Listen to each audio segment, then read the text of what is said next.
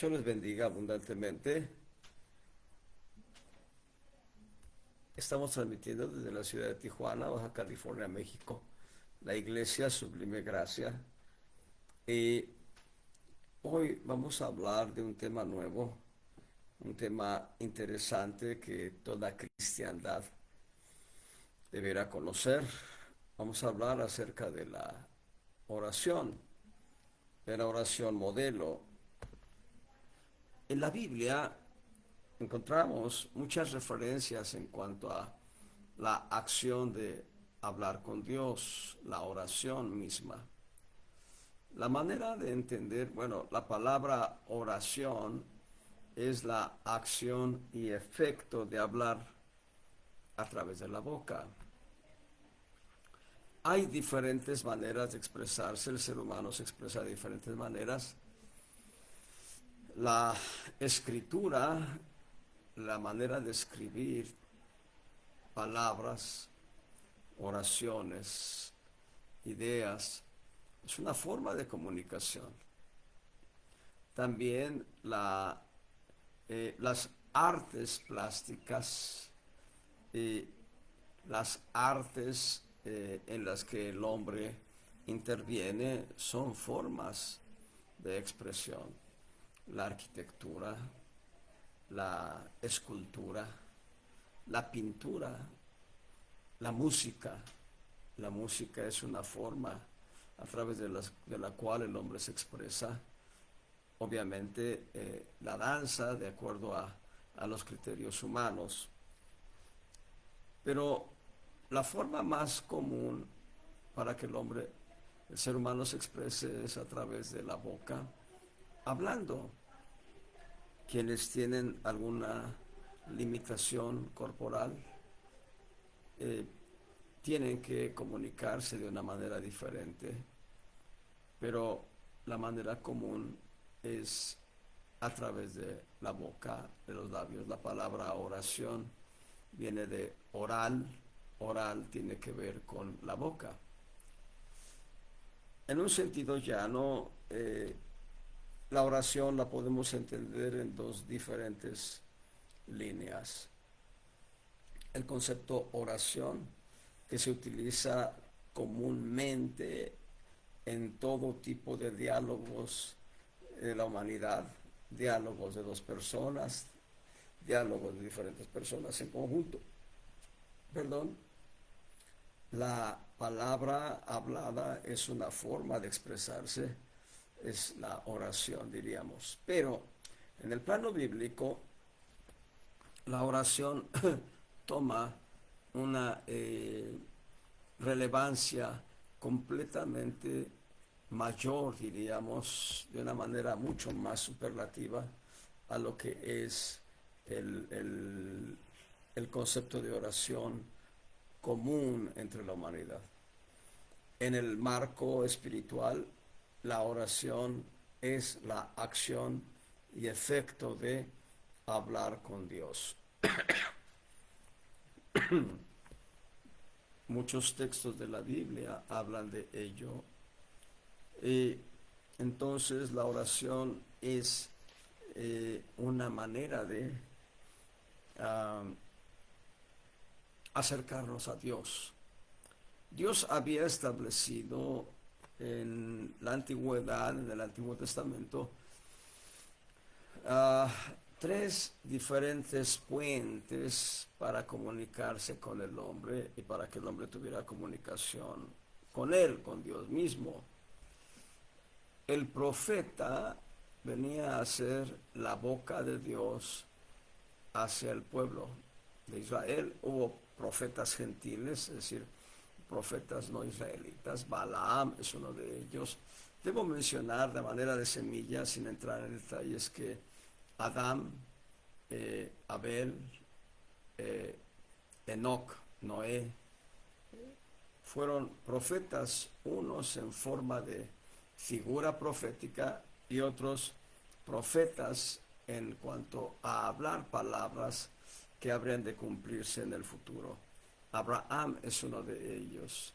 Abraham es un profeta de Dios, lo mismo que Isaac. Isaac es un personaje profético como figura de Cristo. Jacob es un profeta y Jacob dejó palabras muy puntuales que habrían de cumplirse en las 12 tribus de Israel.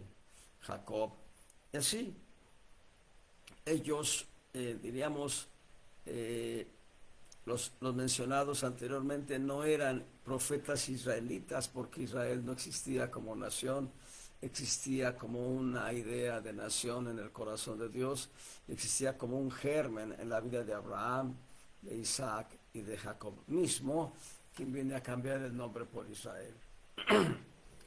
Y hay profetas posteriores, diríamos, a la institución de la nación de Israel. Pero bueno, el profeta era bendigo a las hermanas que ya se conectaron, hermana Carla Viri, hermana Viridiana también. Eh, el profeta era la boca de Dios hacia la humanidad, visto en la perspectiva de Adán, de Abel, Enoc, Noé, Abraham, Isaac, Jacob, José. Ahora, en la perspectiva del pueblo de Israel, el profeta vino a ser la boca de Dios para hablar a la nación de Israel. Sin embargo, ya en la misma línea, los profetas como Isaías, Jeremías, Ezequiel, Daniel, Oseas, Zacarías, en fin, profetas mayores y menores, también fueron boca de Dios a la humanidad. Hay muchas profecías dadas por estos hombres de Dios que involucran al mundo gentil. Decía el hermano Robert Join que la humanidad es como un circo de 3 pistas. En una pista encontramos al pueblo de Israel, en otra pista encontramos a la iglesia y en una pista más al resto de la humanidad. Bien, entonces el profeta es la boca de Dios hacia la humanidad. Y la boca del hombre hacia Dios era el sacerdote en el Antiguo Testamento. El sacerdote hacía labor de puente hacia Dios. El rey hacía una labor de gobierno cuando se instituye el gobierno real a través del rey, y era el origen era que fuese un instrumento de Dios, en este caso ya propiamente para el pueblo de Israel. Pero Dios deja para nosotros el instrumento de la oración. Nosotros podemos leer toda la Biblia y encontrar un cúmulo de palabras que salen del corazón del hombre en los registros bíblicos, específicamente palabras que salen del corazón del hombre hacia Dios y que son en un sentido literal, en un sentido muy llano, muy simple, oraciones o expresiones del corazón del hombre hacia Dios. La oración es eso. Podemos ver en diferentes textos. Veamos en el libro en el Salmo capítulo 4, Salmo 4, verso 1, Salmo 4, el músico principal, sobre Leginot, Salmo de David, dice: respóndeme cuando clamo, oh Dios de mi justicia. Estando en angustia, tú me hiciste ensanchar. Tu misericordia de mí, ten misericordia de mí, perdón, y oye mi oración. Ten misericordia de mí y oye mi oración. Noten la manera en que se está presentando el salmista aquí. Es primero como un un clamor. Respóndeme cuando clamo. Y la palabra clamor tiene que ver con una actitud de necesidad profunda de ayuda ante una circunstancia completamente difícil en la que se encuentra quien clama a Dios. Les he dado esta ilustración.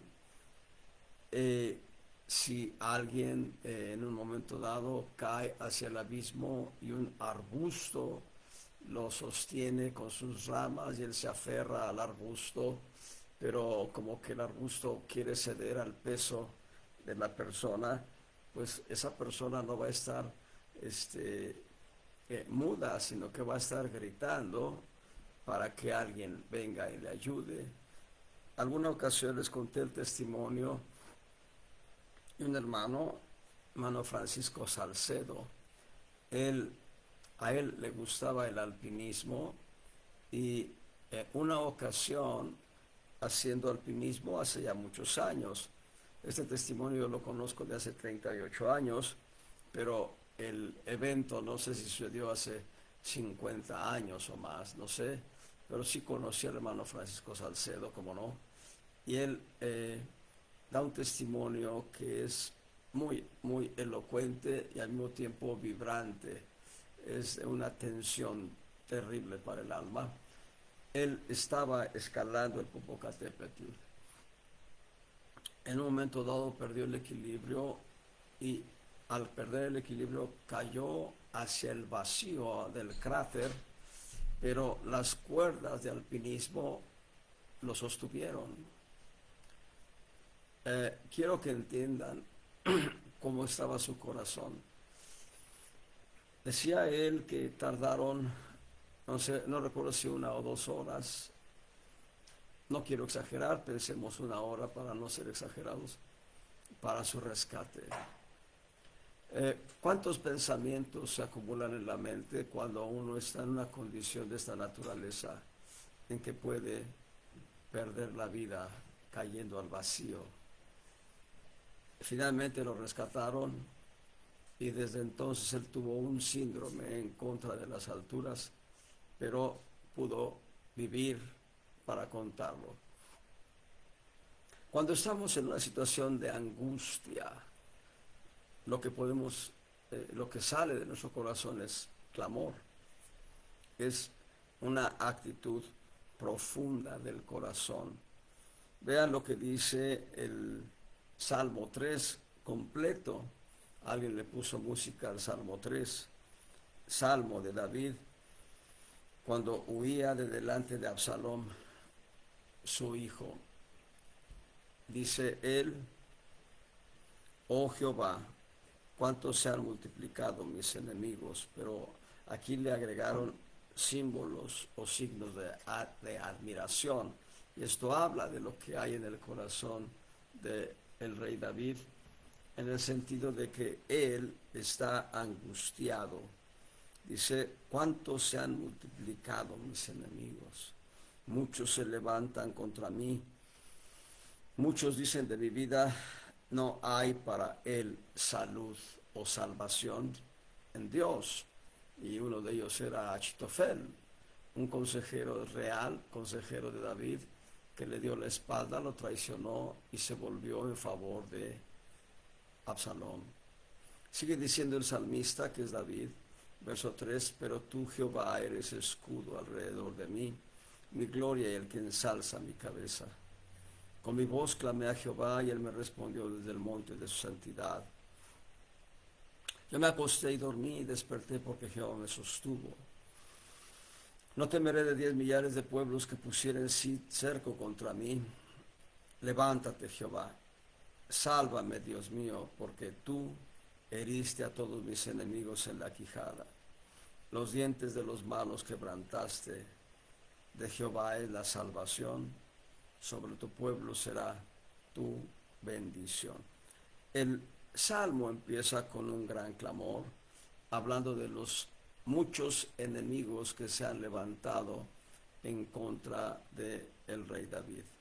En el verso 4 habla de que él clamó, y en realidad David gritó delante de Dios. Y una de las oraciones que hizo, además del Salmo 3, una de las oraciones, yo estoy completamente convencido que David estuvo orando incesantemente todo el tiempo de la persecución que sufrió con su hijo Absalón. Y sin embargo, una de las oraciones profundas de su corazón es que Dios confunda el consejo de Achitofel. Achitofel, Achitofel, Achitofel, Achitofel, como lo quieran pronunciar. Achitofel había sido consejero de David y la Biblia da testimonio que cuando hablaba Achitofel, perdón, era como si Dios hablase. De ese tamaño era la sabiduría de Achitofel. Entonces lo que hace David es pedirle a Dios que confunda la sabiduría de Achitofel. Y Dios lo hizo. Y este es uno de los principios propios de la oración. Nosotros, cuando hablamos con Dios, debemos hacerlo con la convicción plena de que Él nos oye. El verso 3, Salmo 3, verso 3 dice, mas tú Jehová, tú Jehová, eres escudo alrededor de mí, mi gloria y el que levanta mi cabeza. En el verso 5 dice, yo me acosté y dormí y desperté porque Jehová me sustentaba. Es decir, la oración debe ser combinada con fe. Debemos tener la convicción plena de que Dios nos escucha, pero más aún, además de que Dios nos escucha, que Dios da respuesta a nuestras peticiones. En el verso 6, no temeré a 10 millares de pueblos que pusieren sitio contra mí. Esto es importante, caminar en fe.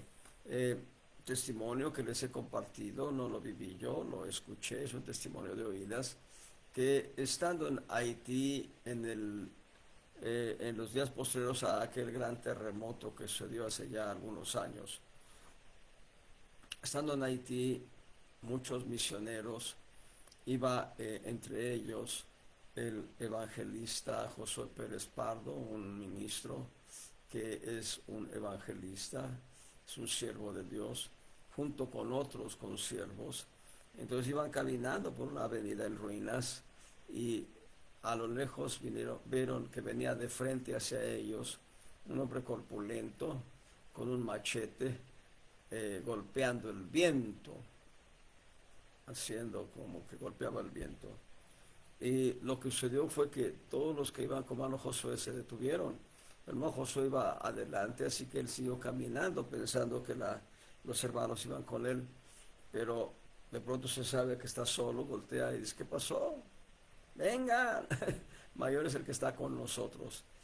Cuán importante es tener una convicción de fe frente a las circunstancias adversas. En los dos textos, tanto en el Salmo 3 como en el Salmo 4, vemos la oración como un clamor.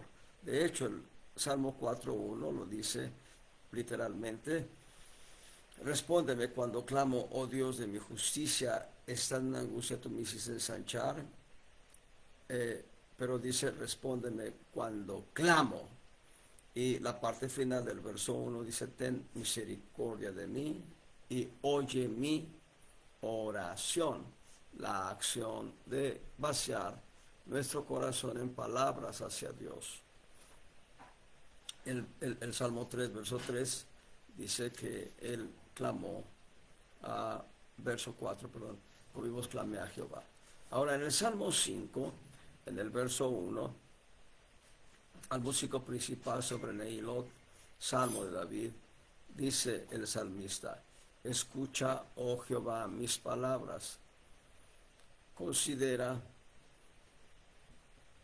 la meditación mía, está atento a la voz de mi clamor, Rey mío y Dios mío, porque a ti oraré. Y aquí ya el salmista nos da dos pautas de la oración. Una, como una meditación. Veamos, abro un paréntesis, no se separen del Salmo 5, y veamos el primer libro de Samuel. Y veamos algo interesante en cuanto al ejercicio de la oración. En el primer libro de Samuel, En el capítulo 1,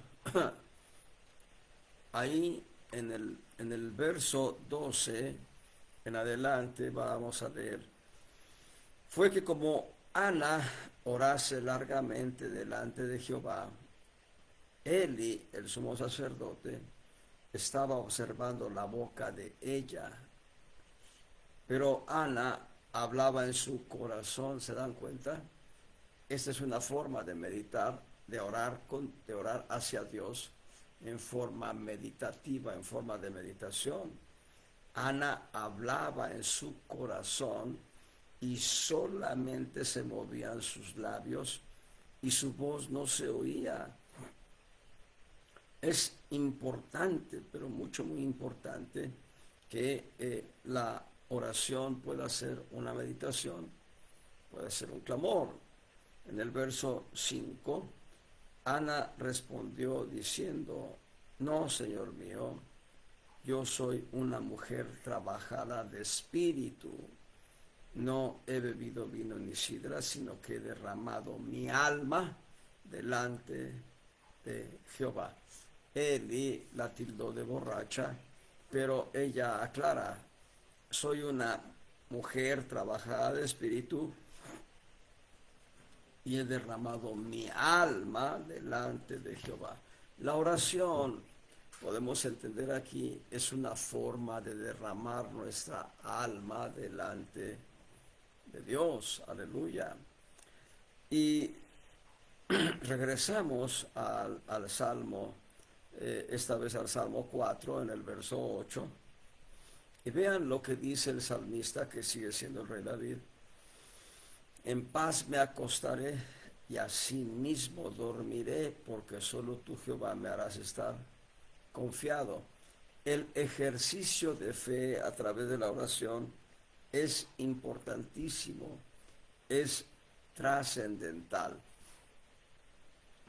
La fe en el ejercicio de la oración es una esencia, es, digamos, parte de el incienso que se quema en el altar de oro dentro del lugar santo. Dentro del lugar santo del tabernáculo se quemaba incienso, incienso puro con canela y otros polvos aromáticos. Y lo que hacía aquel pequeño incendio de especies aromáticas era, al consumirse, producir un aroma grato delante de Dios y obviamente delante de los sacerdotes. No olvidemos, nosotros somos sacerdotes de Dios y como sacerdotes de Dios nosotros debemos quemar incienso ante los ojos del Señor. En Apocalipsis, seguimos el tema de la oración, en Apocalipsis capítulo 5,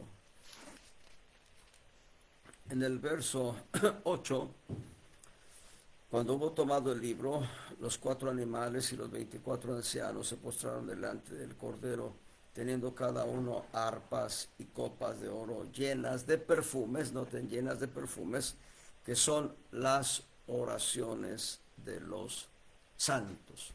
Aquí encontramos la razón de ser del principio que acabo de mencionar. Es importante mezclar fe al momento de quemar incienso delante de Dios, al momento de derramar nuestra alma, como lo hizo Ana delante de Dios, al momento de clamar delante de Dios, como lo hizo el rey David. Las oraciones de los santos son los perfumes. En Apocalipsis 8, verso 3, otro ángel vino y se paró delante del altar, teniendo un incensario de oro. Y le fue dado mucho incienso que lo añadiese a las oraciones de todos los santos sobre el altar de oro que estaba delante del trono. Noten, el incienso en el Antiguo Testamento era una sombra o figura de la oración. El Señor le bendiga, hermana Susana. Bien, la oración, pues, es, en primer lugar, un mecanismo, es una forma de comunicación del creyente con Dios. Estamos hablando en el plano espiritual, comunicación con Dios. Hay varios textos. Pensemos en algunos textos base. Por ejemplo, en Génesis, en el capítulo 15, verso 2, dice, respondió Abraham, Señor Jehová, ¿qué me has de dar? Estoy en Génesis, capítulo 15, sí. Señor Jehová, ¿qué me has de dar? Siendo así que ando sin hijo, y el mayordomo de mi casa es ese Damaseno, Eliezer. Sigue diciendo Abraham, mira que no me has dado prole, y aquí que es mi heredero uno nacido en mi casa. Vean, esta es una oración simple comparada con el Salmo 3, el clamor de David por la persecución que sufre por su hijo Absalom, o la meditación profunda en el alma derramada delante del Señor que hace Ana, porque ella era una mujer estéril y le pide a Dios un hijo. Les doy una semilla. En la Biblia hay 7 mujeres que habían sido estériles, pero Dios les dio el privilegio de abrazar hijos. Y Ana es una de ellas. Y Ana nos muestra cómo se debe derramar el alma, y ella no lo hace gritando, lo hace a través de su alma derramada ante el Señor como una forma de incienso, y su boca, sus labios solo se movían, pero no se escuchaba palabra alguna. Pero si quieren saber cuál es la oración de Ana, regresen al capítulo 1 de Samuel y vean lo que dice el primer libro de Samuel 1:11. Hizo voto diciendo, Jehová de los ejércitos, si te dignares mirar la aflicción de tu sierva y te acordares de mí y no te olvidares de tu sierva, mas dieres a tu sierva un hijo varón, yo lo dedicaré a Jehová todos los días de su vida, y no subirá navaja sobre su cabeza, será nazareo. Nazareo. Ana está prometiendo que Samuel habría de ser nazareo. Samuel fue uno de los grandes profetas de Dios del Antiguo Testamento. El testimonio que deja la Escritura es que ninguna palabra dicha por Samuel cayó a tierra. Dicho en un sentido más sencillo, todas las palabras que Samuel habló siendo boca del Señor Jehová, todas las palabras tuvieron cumplimiento, bendito sea el Señor. Así que regresando con Abraham, le dice, no tengo hijo, y Dios le dice algo que es trascendental en un conjunto de diálogos que se dan a lo largo de varios capítulos de Génesis. Dios lo primero que le dice, no te heredará regresando a Génesis 15, en el verso 4, no te heredará la segunda línea, sino el que saldrá de tus entrañas será el que te herede. Y aquí hay una palabra profética de doble sentido, y doble sentido de bendición. Lo primero que hace Dios es establecer que Abraham va a tener un hijo. Ese hijo aunque es hijo de Abraham, Ismael, ese no será el heredero, sino será Isaac. En la línea humana, Isaac viene siendo el heredero de Abraham, pero en la línea espiritual es el eslabón Abraham, Isaac, Jacob, Judá, Fares, etc. Hasta llegar a Fares, Esrom, etc. Hasta llegar a María. Debo decirles, José, el padre sustituto, el padrastro, el padre adoptivo de Jesús el hombre, también descendía de David. José y María eran descendientes de David. Entonces, por ambas líneas vino la herencia. Pero ya ahí el Señor Jesús, más allá de ser el Rey de Israel, porque lo es, vino a ser el Rey de Reyes, el Señor de Señores, de todos, y especialmente de los que somos hijos de Dios. Bien, Abraham hace una oración puntual y podemos ver en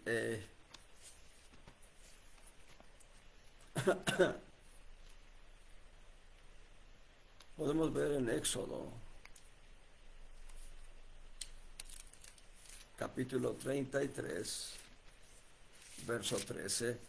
Hice un brinco de muchos siglos pasando, digamos, sin considerar lo que pudo haber hablado en oraciones Isaac, Jacob, José el soñador. Pero llegamos a Moisés. Y ahí en Éxodo 33, 13, vean el arrojo y la audacia de Moisés en su oración. Ahora pues, si he hallado gracia en tus ojos, ruégote que me muestres ahora tu camino para que te conozca, porque haya gracia en tus ojos. Mira que tu pueblo es esta gente. Noten qué arrojo, noten cuál audacia. Moisés está pidiendo conocer los caminos de Dios. Pero ahora vean, Moisés va más lejos, más audaz, más atrevido en el verso 18, cuando dice, ruégote que me muestres tu gloria. Ruégote que me muestres tu gloria. Vaya, es una oración de un reto sublime, contemplar la gloria de Dios. Nosotros contemplamos la gloria de Dios en esperanza viva. Es Cristo en nosotros la esperanza de gloria. Colosenses 1:27, si mal no recuerdo el texto. Es Cristo en nosotros la esperanza de gloria. Pero contemplar la gloria de Dios y no morir, eso es audacia pura. Podríamos decirle a Dios, muéstranos tu gloria, muéstrame tu gloria. Más allá de ver una persona sana, más allá de ver huesos soldados en un instante, más allá de considerar gente ciega que sus ojos son abiertos para poder ver, más allá de ver sanidades de enfermedades que científicamente son incurables, como el cáncer, la diabetes y otras enfermedades terribles. Ver a alguien convertido a Cristo, eso es glorioso, pero ver la gloria de Dios, entrar en su misma presencia y contemplar su gloria, decir de una manera alegórica, de una manera de parábola, quedar ciegos al disfrutar su gloria. Bueno, volver a ver obviamente, pero me refiero el gran deslumbre que provoque su gloria en nuestras vidas. Debiéramos ser como Moisés. ¿Qué fue lo que hizo Dios? Dios le mostró su gloria ahí en el capítulo 34 de Éxodo, verso 6. Pasando Jehová por delante de él, por delante de Moisés, proclamó: Jehová, Jehová, fuerte, misericordioso y piadoso, tardo para la ira y grande en benignidad y verdad, que guarda la misericordia de millares, que perdona la iniquidad, la rebelión y el pecado, que de ningún modo justificará al malvado, que visita la iniquidad de los padres sobre los hijos de los hijos, sobre los terceros y sobre los cuartos. Entonces Moisés, apresurándose, bajó la cabeza hacia el suelo y se encorvó. Y dijo: sí, ahora, Señor, he hallado gracia en tus ojos. Vaya el Señor en medio de nosotros, porque este pueblo es de dura cerviz. Perdona nuestra iniquidad y nuestro pecado y poséenos. Aquí apenas Moisés empieza a ver un atisbo de la gloria de Dios. Hay varias ocasiones. El pueblo de Israel estuvo asentado en Sinaí 2 años. Y en el margen de esos 2 años hay varias ocasiones en que Moisés subió al monte ante la presencia de Dios. Por lo menos dos ocasiones están registradas que subió por 40 días y 40 noches. En la segunda ocasión en que Moisés subió, eh, al descender del monte, su rostro era deslumbrante. La gloria de Dios había impregnado parte de la vida de Moisés. Y el pueblo de Israel le pedía que se pusiera un velo para que ese resplandor de su rostro no les encegueciera. Vean qué glorioso. Moisés pidió conocer la gloria de Dios y la experimentó. Moisés pidió conocer los caminos de Dios. Y vean lo que dice el Salmo 103, en el verso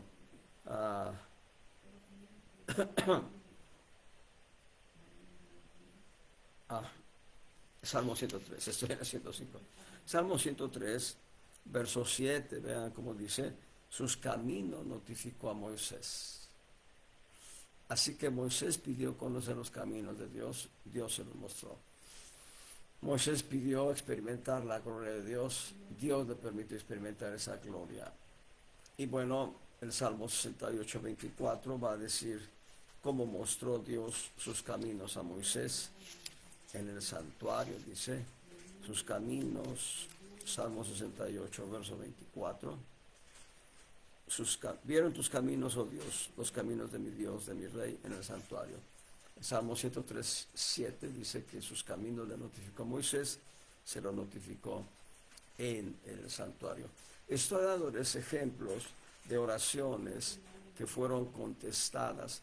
Y no son oraciones simples, no son simplonas, no son oraciones mal hechas, son peticiones del corazón.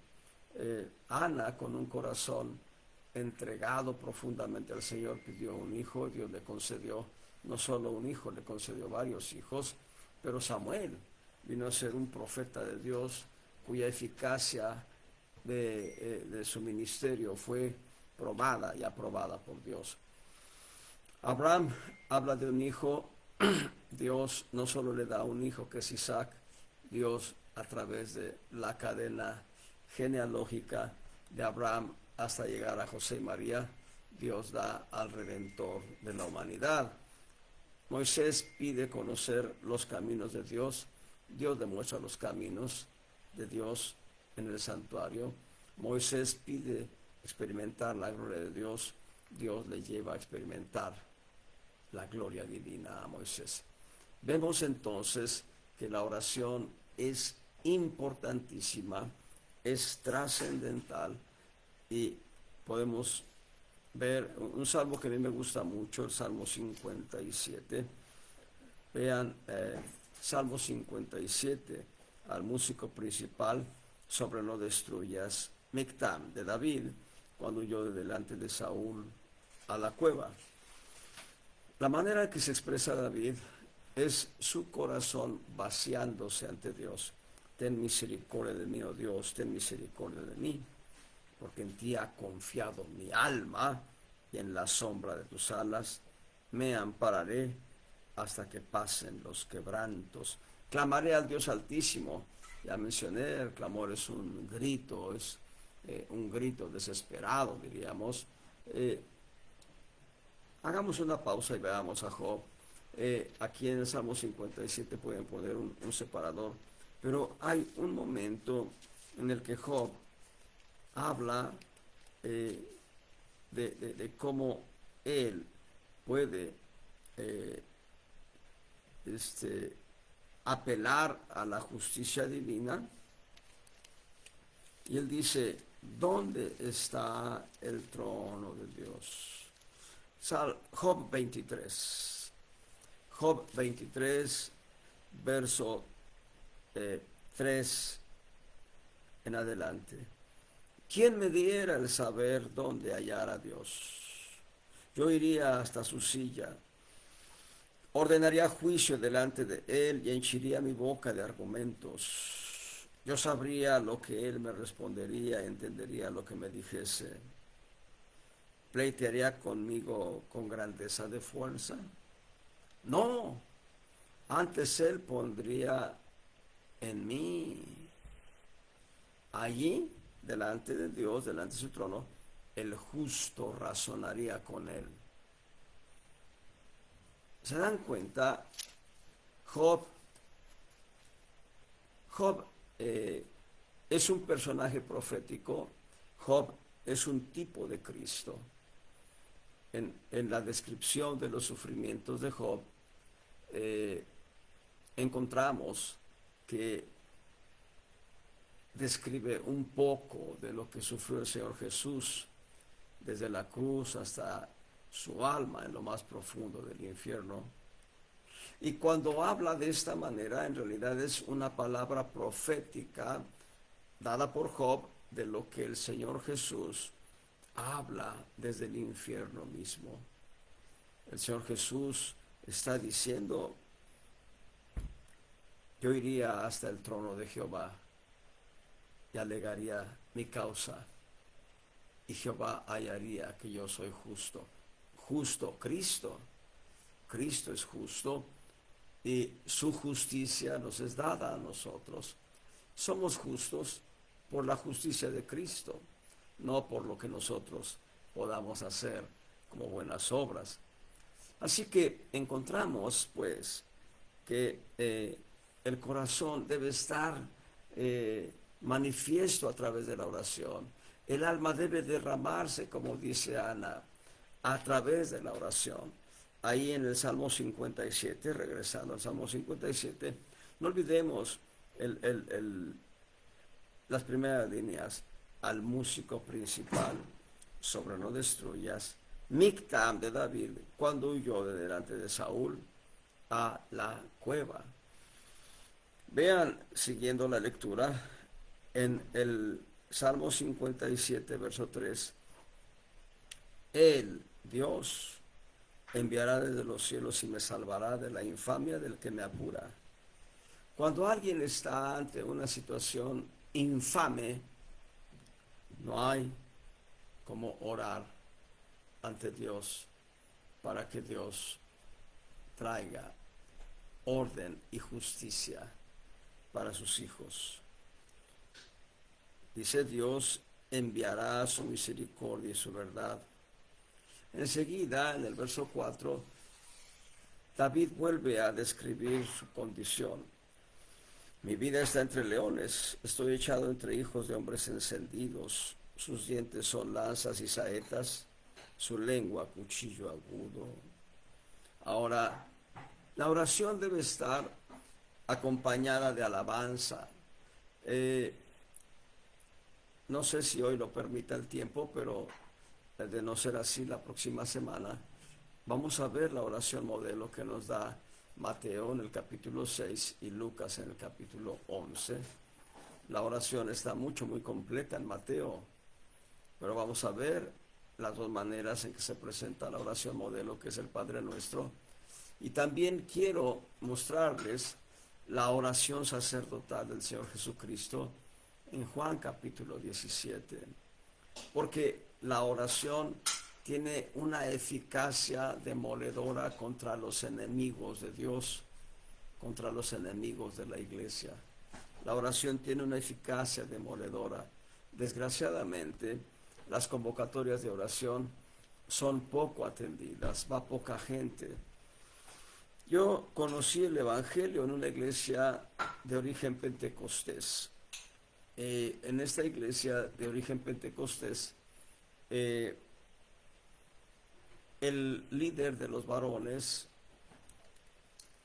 convocó sábados de oración. El primer sábado de oración éramos más de 20 hermanos, tal vez 25 o incluso más. Oramos ese sábado. Una semana después no éramos más de 20, éramos tal vez 18 como máximo. Una semana después ya apenas rebasábamos el número de 10. Una semana después ya éramos 7 o menos. hasta que finalmente ningún varón acudió a la oración. Un hermano y yo, hermano Elías Alejo y yo, íbamos cada sábado a orar, ya no por el liderazgo del hermano que estaba al frente de los varones, sino como una forma de disciplina. Y junto con el guardatemplo, los tres nos reuníamos para orar. A veces se unían algunas hermanas también. Es importante la oración. Alguien dijo que, voy a hacer una alegoría, alguien dijo que un atleta es tan fuerte como sus rodillas. Esto lo dice en alusión a la gran carga que llevan las rodillas, evidentemente todo el cuerpo, pero hay una carga excepcional en las rodillas en cuanto a las disciplinas atléticas. Había un quarterback de fútbol americano hace 60 años, poco menos, hace unos, vamos a dejarlo en 58, 56 años. John Namath jugaba para los Jets de Nueva York y fue al Supertazón. Pero no quiero hablar de ello, quiero hablar de lo siguiente. John Namath era un quarterback muy bien pagado, era muy buen quarterback y tenía una debilidad. ¿Saben cuál era? Sí, las rodillas. Le decían rodillas de cristal. Para entrenarlo, él entrenaba en alberca. Para su entrenamiento atlético, entrenaba en alberca a fin de no ser tocado en las rodillas. La iglesia local va a ser tan fuerte como sus rodillas. Dicho de otra manera, la iglesia local va a ser tan fuerte como su tiempo de oración en conjunto y en lo individual.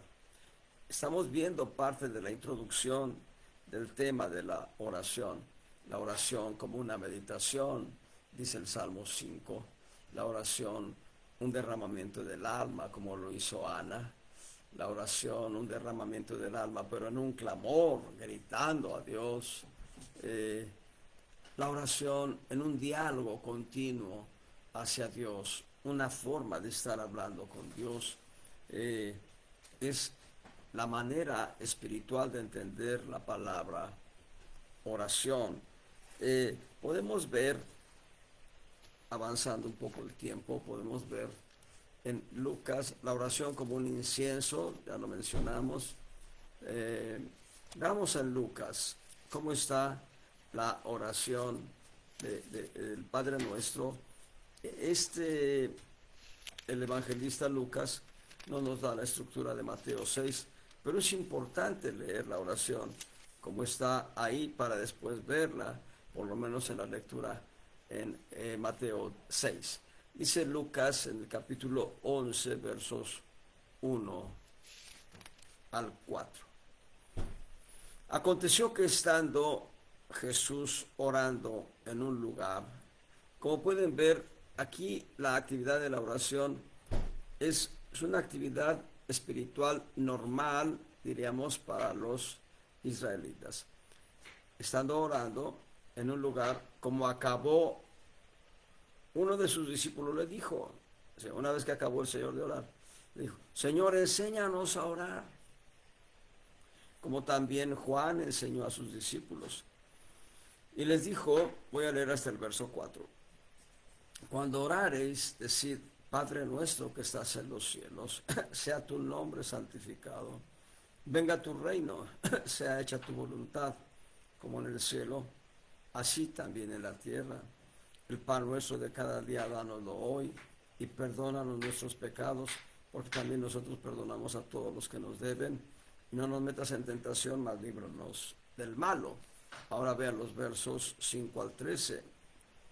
Díjoles también, aquí, a ver, ha terminado la oración como modelo, y ahora dice, díjoles también, ¿quién de vosotros tendrá un amigo e irá a él a medianoche y le dirá, amigo, préstame 3 panes, porque un amigo mío ha venido a mí de camino y no tengo que ponerle delante?